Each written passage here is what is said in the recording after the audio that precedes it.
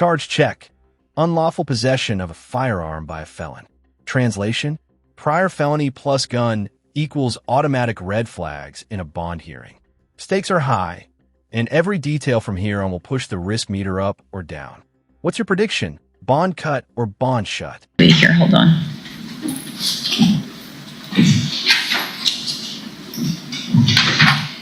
It's clause number 23, DCCR 1211, and Mr. Matthews is charged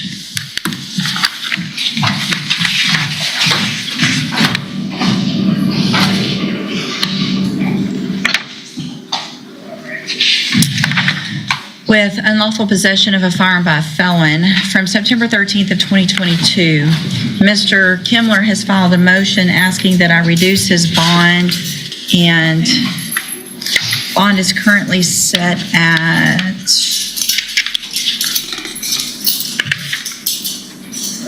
$30,000. It looks like, is that correct? Is that right? Mr. Kimler? I think it was more than that. Yeah, it was at It's 100 is what I thought. So it was initially set at 30. So let me see here.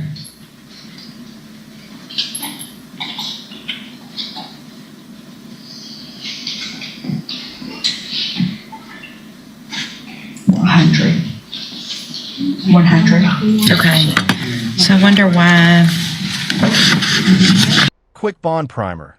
Judges weigh danger to the community, likelihood of showing up to court, and criminal history, not just the dollar figure. So whether it's $30,000 or $100,000, the real question is, does his record make release a bad bet? We'll take 30, Your Honor.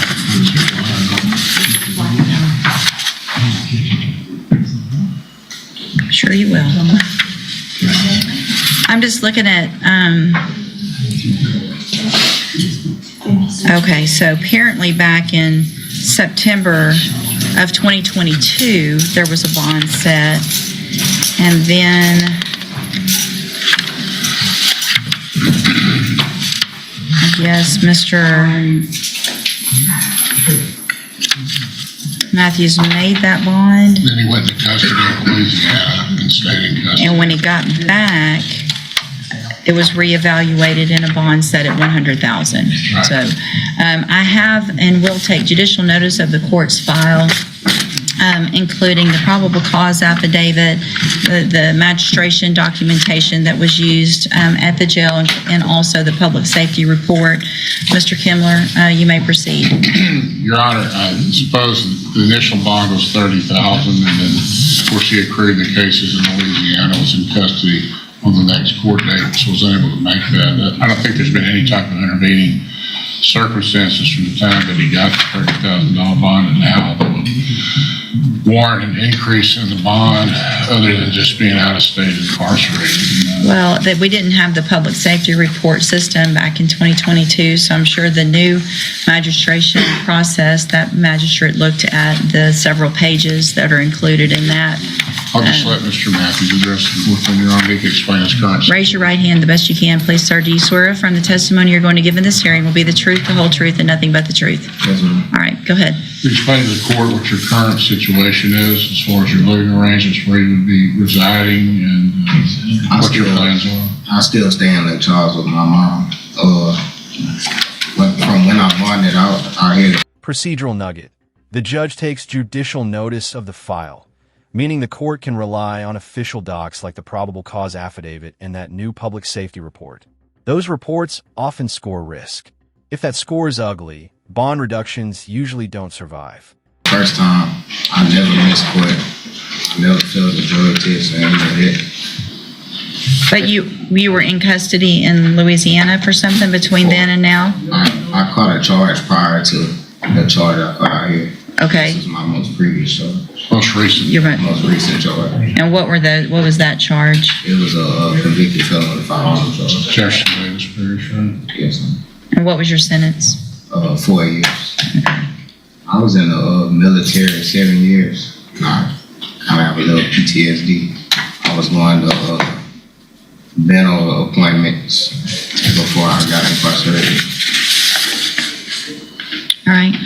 Anything else? It's a 4-year offer, Your Honor. He's wanting to try to get probation, so I would like to try to get him out, maybe to get established a little bit to show that he come back on a contested sentencing, that he could do the probation. Is that what you? Yes, sir.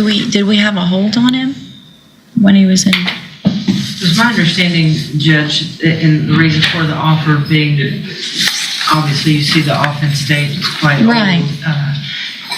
He should have had a hold at some point in time. I obviously appreciate his military service and will be willing to work with him on that. My problem being is that he's not a resident of Houston. Right. Well, for So Veterans Court, right? But I Right. think we could transfer the probation. well, I guess I mean, if he wants a probation, that's one thing, and that's up to them to offer that. If he has been incarcerated for most of this time, then we can make that. Even if we didn't have a hold, I can make a finding that we should have, and if you get that documentation on how long he was in custody there between the time of the indictment, nothing before the indictment, Right. but the time of this indictment and now. We put a hold on 3/19/24. Okay, so obviously it would need to go back if he was in custody, but I would need documentation of that. And so I don't know if that's something you guys want to take into consideration. And that's what my notes have reflected, the credit for the time that I was anticipating we would have had a hold, because he's been in custody at least 18 months now. Right, which, I mean, He's asking. he would have enough time under his belt. And I understand what he's asking, but I don't know if y'all want to visit about that. I've explained. Opportunity. He wants an opportunity to do probation, so. Well, that's between y'all then. And so, Well, it could be all right, back to the bond. It could be So, a gap, Your Honor.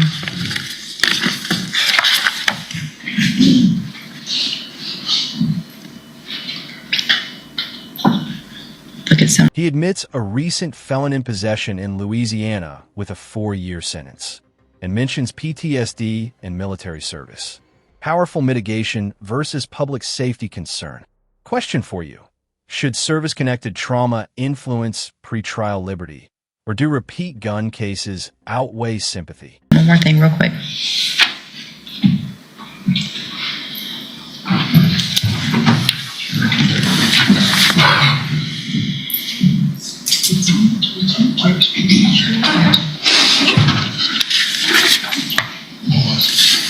I mean, I'm not, so here's the thing. He's obviously a convicted felon, picked up an unlawful possession of a felon over in Jeff Parish, picked up another one after that over here. So at this time, based on all of the information that I've received, again, from that public safety report, as well as the criminal history, the facts of the case, I'm going to deny the motion to reduce the bond. You guys can visit about any options, and then we'll get it set for an announcement. Yes, sir. I'll try to maybe figure something out. All right, thanks. We're talking about that.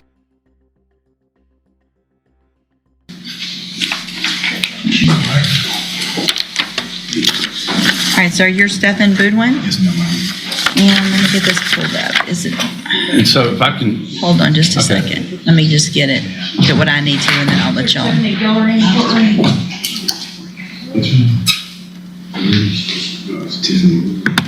Oh, this is, I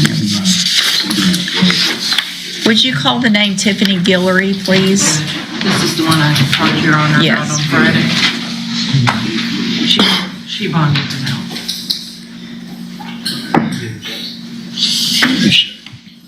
she actually, I wasn't sure about this. When he called me yesterday and about a bond here. I was thinking it was but I had requested a bond, didn't realize what it was. I said, well, you probably don't need to be there because he's already pled out on the case and we were waiting on a PSI. And we were going to see what happened with parole. I think he's been released from parole. The parole hold's been lifted. No response.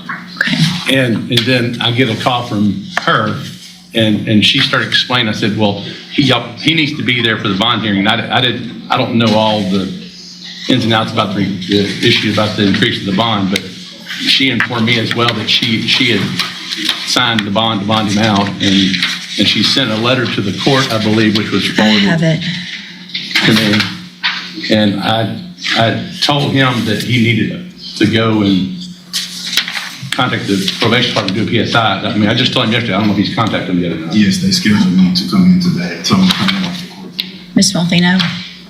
Thank you, Judge, and thank you again for your time while you were on vacation this weekend, and I was dealing with this matter with Ms. Guillory, who came to my office in tears, also tried to come to the court. I confirmed with your coordinator about that, in tears, about how fearful she was of this gentleman. So I immediately turned around and filed a motion to increase his bond, which time Your Honor graciously added some conditions of a GPS, et cetera, et cetera. I spoke with parole on Friday before I talked to you, Judge, and they were going to lift the hold. So that's when you put those conditions in place. I since have learned that obviously Ms. Guillory has now had a change of heart. She actually posted the bond herself. I was going to ask the court to reject the probation offer that I had given him, but in light of her actions, obviously, 2 felon in possession cases in 2 states, plus the risk profile, you can feel where this is headed. Bond isn't punishment, it's a risk calculation. If the math says danger or no-show, reductions die on the spot. I filed it, as the court knows, and you and I have both experienced, when someone expresses that level of concern, it's not something that we take very lightly, and yet her actions have proven that that was not serious to her, even though we all took it seriously. And so I would leave whatever decision you make, Judge, to your discretion. I'm not really concerned about the bond at this point. So here's the thing, Mr. Boudwin. I'm not going to increase the bond based on what we've learned. However, a condition of your bond is still, and what has been the whole time, that you have absolutely no contact and no communication at all with Tiffany Guillory.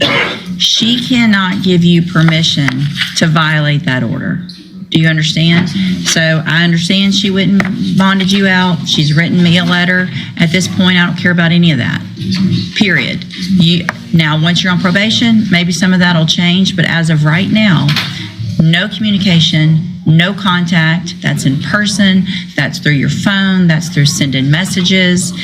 Again, she cannot say, it's okay, I won't tell.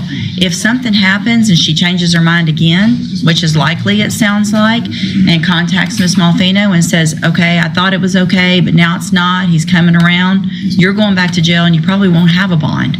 That's how serious I am about this. Okay, so we'll reset it. You need to take care of your pre-sentence report. You need to talk to probation, go there today, get that set up, and then we'll see where we are when we come back for sentencing. And you have that GPS device on? Okay, make sure you keep it charged, make sure you pay for it, do everything you're supposed to, so that I know at all times where you are. I assume the sentence is still the same as on the 18th? Yes. Okay. Okay. All right. Okay, you're free to go. Thank you, Judge. Textbook rule. No contact means no contact, even if the other person invites it. She can't waive the court's order. Violate it, and you're back in custody, likely no bond. Question for the comments.